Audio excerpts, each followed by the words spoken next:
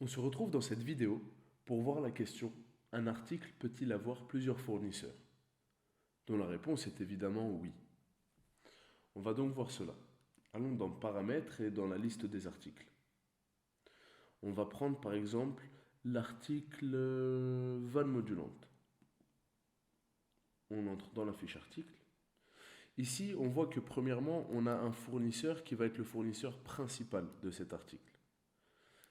Si on se rend dans l'onglet Références externes, ici, on va pouvoir indiquer plusieurs fournisseurs. On voit qu'on peut également indiquer plusieurs clients, mais ça ne sera pas l'objet de cette vidéo.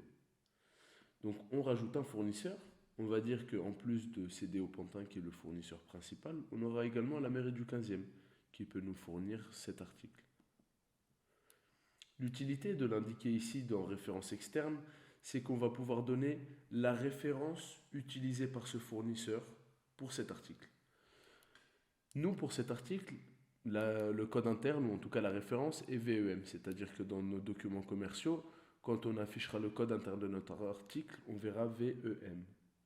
Mais si on veut éditer par exemple un document d'achat que l'on enverrait à notre fournisseur mairie du 15e, il sera plus facile pour eux d'avoir directement leur référence concernant cet article.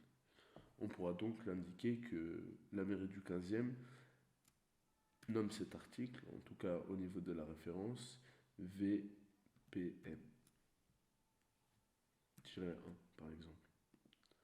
Et on peut dire ici code interne du fournisseur. Vous pourrez donc, en affichant cette colonne dans vos documents commerciaux au niveau de l'achat surtout, intégrer directement ces références qui seront remises automatiquement lorsque vous choisissez comme fournisseur mairie du 15e.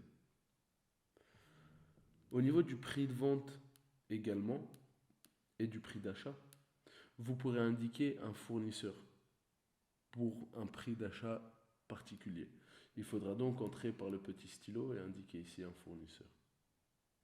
C'est tout pour cette vidéo, on se retrouve dans la prochaine.